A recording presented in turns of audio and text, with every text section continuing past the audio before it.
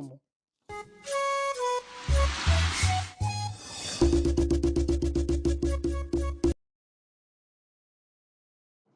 Good afternoon, and this is the news at 1 on NTA Channel 5 Abuja, the Unity Station, and my name is Aisha Obadi.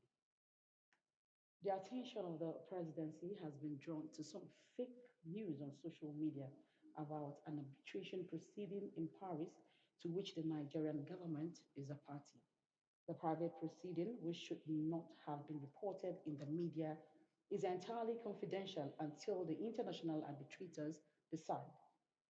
While respecting the confidentiality of the proceeding, we wish to state categorically that President Bola Ahmed Tinubu has not forced anyone to testify for or to refrain from testifying against Nigeria. All the eminent Nigerians involved in the Nigerians' defense are doing so willingly and out of sheer patriotism and conviction. President Tinubu and the entire country are grateful to them. Meanwhile, the federal government has announced that Nigeria has accepted the invitation to join BRICS as a partner country. A statement by the acting spokesperson of the Ministry of Foreign Affairs, Kimiebi Ibienfa, says the partnership will help align Nigeria's aspirations for inclusive growth and regional integration in line with the best practices of strategic autonomy. By leveraging this partnership, Nigeria will further advance its shared goals in areas such as trade and investment, energy security, infrastructure development, technology, and climate change, he says. The ministry points out that the formal acceptance to join the BRICS as a collective of major emerging economies presents a unique platform that highlights Nigeria's commitment to fostering international collaboration, leveraging economic opportunities, enhanced trade, investment, and socio-economic cooperation with member countries. The ministry expresses hope to engage constructively with BRICS members to drive innovation and foster people to people exchanges in alignment with national interests and strategic priorities. The federal government has ordered the immediate relocation of the victims of petrol tanker explosion from the Suleja General Hospital to other tertiary medical institutions where they can receive better care. Minister of Information and National Orientation, Muhammad Idris, led the federal government delegation to sympathize with the victims and their families, disclosed that President Tinubu has directed the immediate constitution of a high power investigation committee to ascertain the remote and immediate causes of petrol tanker explosions in the country. Salihu Abdullahi Gwanara completes the story. From September 2024 till date, Nigeria has reported records of 4 petrol tanker accidents that have claimed more than 265 lives. The latest one at Diko Junction in Niger State that has reawakened the consciousness of the authority with a view to finding an end to this avoidable accident so far claimed more than 80 lives, including this one before the very eyes of the federal government delegation. President Bola Ahmed Tinubu is deeply saddened by what has happened, and he has asked us to come here to see the situation in the hospital especially. We have just gone around the wards and we've seen those that are very critically injured, and as we have even visited here, one of them sadly passed on just now. And we are told that this is the 8th victim of this fire explosion that has just passed. And what we are seeing here is the dire need of an emergency, a more emergency situation which the federal government is taking. The Honorable Minister of Health, NEMA, and all agencies of government that are involved will ensure that all these victims are immediately evacuated and taken to intensive care units of the immediately available tertiary hospitals here. The role my minister is supposed to play in ensuring that we give a human face to the activities that took place, and also ensuring that all the possible support we give the family and the family of those departed, the souls departed, and the families that are in the hospital. We'll do our best to ensure that we provide support for them in based on what the president has directed us to do. Intensive engagement among stakeholders from the public and private sector that is underway with a view to ascertain the remote and immediate causes of accident involving petrol tankers might be what is required for future safety of lives and property. All critical stakeholders are going to meet to find a lasting solution to this. It's an unacceptable situation where people, Nigerians, fellow Nigerians, will continue to lose their lives as a result of this. People trying to scoop fuel because a fuel tanker has fallen. Of course, all the recommendations will be put together and be forwarded to Mr. President so that a final stop will be put into this. But like I said, the President is greatly saddened by this, and he has directed that everything possible should be done. The delegation, which includes the Minister of Humanitarian Affairs, Nentawe Yilwatda, and heads of agencies under the Federal Ministry of Information and National Orientation, including the Director General of NTA, Salihu Abdul Hamid Dembos, visited the palace of the Emir of Suleja, Muhammad Awal Ibrahim. From Diko Junction in Niger State, Salihu Abdullahi Gwanara, NTA News. As an essential commodity, cooking gas has become a necessity in every home. Residents of the Federal Capital Territory are appealing to the federal government to checkmate the disparity in prices of the commodity and regulate the market forces for uniformity. Sefia Norma Uche completes the report. The Glow Festival of Joy promo raffle draw is one of the many initiatives by Globacom aimed at rewarding its loyal customers and promoting a culture of excellence in the telecommunications industry. The promo, which ran from several months, saw subscribers participate in a series of raffle draws, with prizes including a Toyota Prado Jeep, Kia Picanto, Keke Napep, 25 generators, 25 sewing machines, and 15 grinding machines, totaling 68 promo prizes. Winners who were unavoidably absent received phone calls and they expressed shock over their unexpected win. One of our winners in the promo, you have just won for yourself a brand new Toyota Prado. Oh, I beg. You just won a Kia Picanto.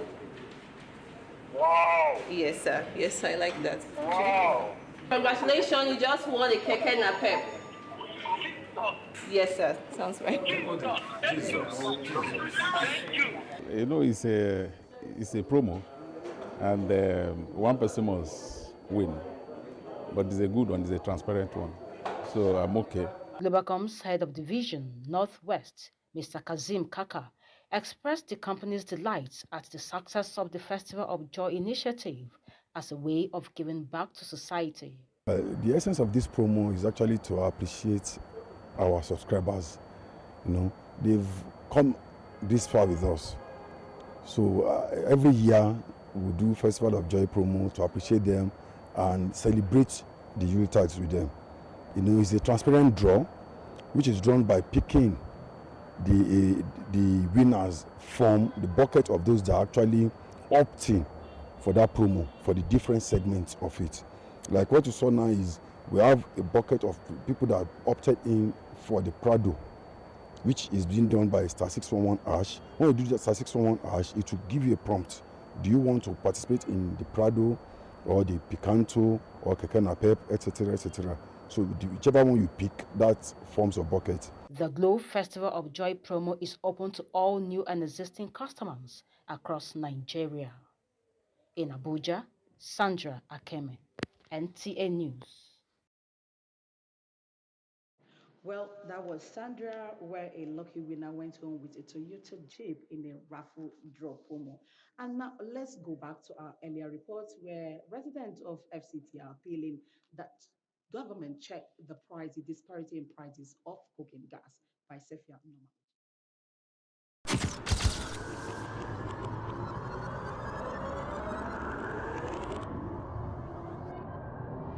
Good evening. Glad to have you join us. Thanks for joining us on Weekly News Wrap. Thank you very much for having me. And it is on that note we welcome you to today's edition of the program. We celebrate creativity, lasting impressions. There's no book stating that this is the role for men.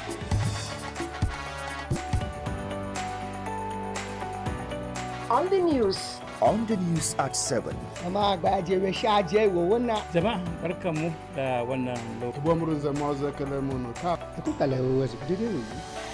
station NTA Channel 5, Abuja. Would say have a lovely day.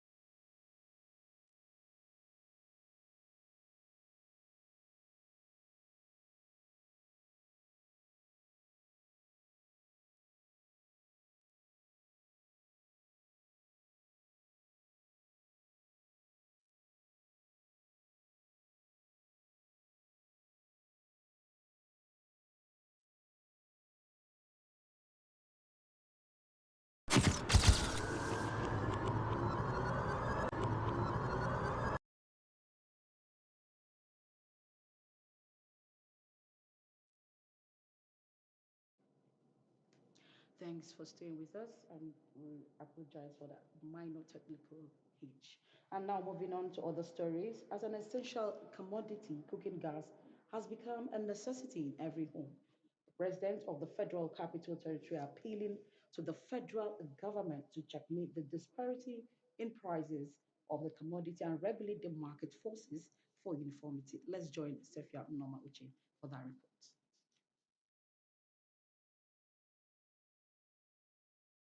The price of cooking gas has slightly increased from 1,250 to 1,350 per kilogram in the FCT. This price varies at fuel stations where 1 kilogram of gas is 1,500 and other stations it's sold at 1,400. It's very, very expensive actually. It's not. Yes, the 12 kg before was around 9,000.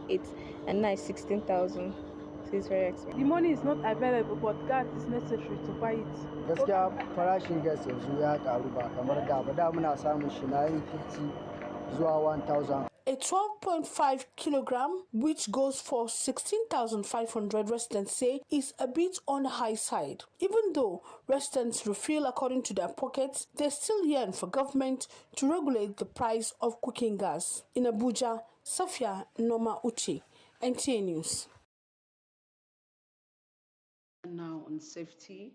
Between 2023 and 2024, the Federal Road Safety Corps FCT Command says there was a decline on fatalities of road traffic crashes in the Federal Capital Territory.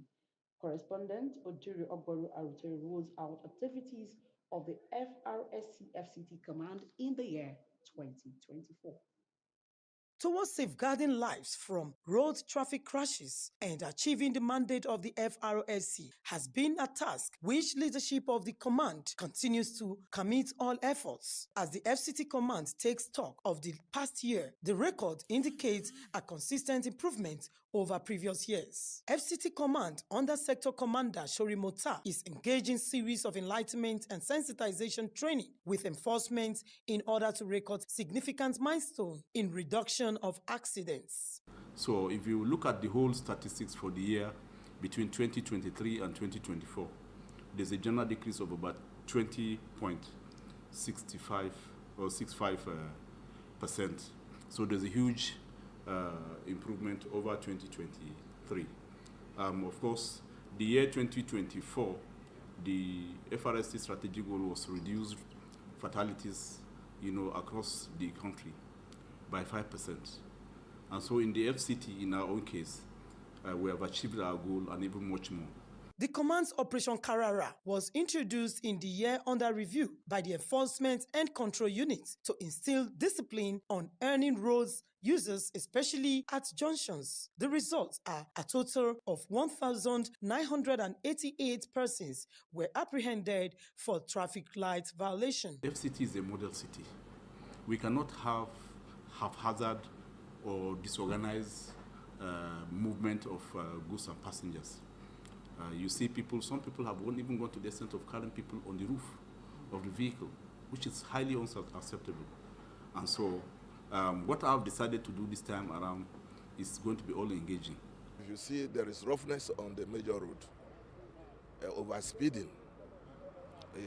In fact, in the whole city, you discover that the way a manner driver overspeeding is too much. Those city, they are trying enough at the same time, especially in the area of accident. But there's another anyway, before you know they are already there, helping people. FRSC Sector Commander lauded the efforts of the command for training of communities along the highways on emergency response services to victims of road traffic crashes. The thing you do here at the happy every day. This Zuba to Tungamaje, if you ask the day, these people will not sleep. The guy come today. In the year under review, Shori Mota emphasizes the command's efforts towards collaborating with all stakeholders, including sister agencies, NGOs, NURTW, including the media, for effective delivery of the mandate of the Federal Road Safety Corps in keeping Nigerian roads safe from road crashes. In the meantime, the FRSC Sector Commander, Shori Mota, in a high spirit, reminded FCT residents of the court determination to do more in the year 2025 as he commences enforcement operation against overloading in the territory. Odiri Ogboru Arutere, NTA News. Well, the Federal Capital Territory, home to Nigeria's capital city, witnessed significant growth and infrastructure development in 2024. As 2025 begins, it is essential to reflect on the development that shaped the city and look forward to an even brighter future. Sandra Kemet samples the opinions of residents on the way forward. I would say kudos to the government for a job well done in terms of infrastructural development. And another thing I have observed is that there has been an increase in electricity supply. In 2025, I would like the government to improve in the area of youth empowerment. In the area of youth empowerment, providing jobs and job opportunity and skill acquisition for the youth, because we still have a lot of youths that are unemployed. So if the government... We've seen that many of these roads have been worked on, have been tied. Those were that dilapidated have now got a facelift. For the year 2025, we are not expecting anything less. We are expecting that they will do more. If you look at the Wuye Aziz now, for instance, now there was like a cluster at Bega roundabout because of the traffic and every other. But this year, at least we can assess Bega through that Wuye bridge, going through finance and all. So I think it's been a good one. Then feeding and every other thing, it's expensive though, but I believe that with time, this will just enter the year, so with time, I know there will be an improvement in it. Talking about the way forward, I would also like the government to look into Nyanya towards Maraba side. I know Maraba is out of FCT. Some people might want to argue that it's Nasarawa State. No doubt, it's Nasarawa State. But for free flow of traffic and development, Maraba should be looked into. The congestion in Maraba Road is worrisome. So in terms of development, in as much as it's not part of FCT, but it's affecting FCT, for us to move forward this 2025, the FCT minister or the people in power should look into that axis in order for us to be able to have an accessible route coming into and going out of FCT. Last year, many people suffered a lot, but I know that this year is a wonderful year, which I know that many, most especially the transportation, the fuel price, and everything that going down. And let fuel come down so that things will be more better for some people. Not everybody that can afford higher quantity of things. We expect more from the government in terms of electricity provisions, in terms of good road networks, in terms of a good educational system. The teachers should be adequately compensated so that they can be motivated to do more. And those were responses from FCT residents as they are hopeful that the year 2025 will usher in new and more developments for the citizenry.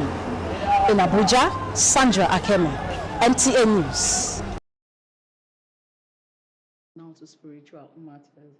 One is bound to experience one form of betrayal in life unless you conquer betrayal. It will affect your spiritual growth. These were the words of the senior pastor, Christ Apostolic Church, All Saints Zone, Anthony Adebulugbe. Marian George Jutubo has the details. Speaking on the topic, surpassing victory over betrayal, Pastor Anthony Adebulugbe of the Christ Apostolic Church, SciTech, says betrayal most times comes from loved ones with a devastating pain, but beseech Christians to remember the teachings of the Holy Book, which says, "Do unto others what you want them do unto you." Forgiveness is expensive.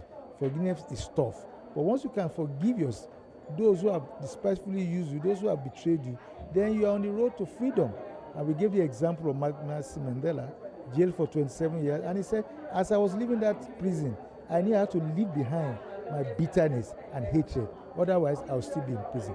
That is the message of God for us. At the Citizens Church, it was the unleashing of prophetic prayers as Pastor Peter Balogun urges Christians to believe in the healing power of God and have hope that things will fall into place as ordained by God.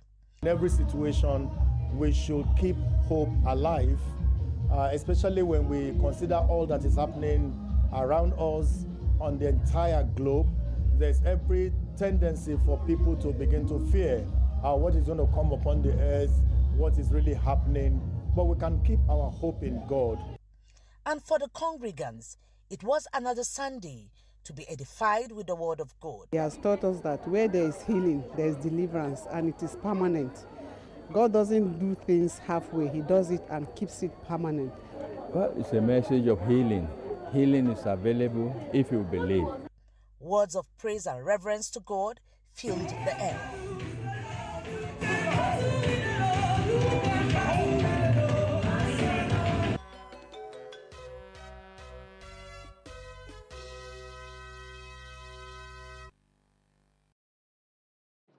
Let's now join our sports desk for Sports Brief. Eyimba's hope of advancing in the CAF Confederation Cup came to an end after a 3-1 loss to Zamalek at the Cairo International Stadium. The defeat marked the conclusion of a challenging campaign for the Nigerian side, who finished third in Group D with 5 points from 6 matches. Still on football, the national draw for the men and women's version of this year's Federation Cup competition will take place at the NFF Secretariat Abuja on 11th April 2025, with 2 clubs each from 36 states, including the Federal Capital Territory. The men will begin with round of 64 matches after some teams would have been eliminated. The women's competition will begin from round of 32 games, then round of 16 before quarterfinals, semi-finals and the grand finale. In another development, Nigeria's junior female Yellow Greens have turned their attention to the next game against New Zealand after their much-anticipated 2025 ICC Under-19 Women's T20 World Cup debut against Samoa was abandoned due to an unplayable wet outfield. Both teams eager to make the ICC Under-19 Women's T20 World Cup debut showcased their talent on the global stage this Monday as they share the point at the Borneo Cricket Ground in Malaysia. Nigeria will face New Zealand in the first of the two group games for that day, while Samoa will try group leaders South Africa. With Sports Brief, Francis Kabile, NTA News.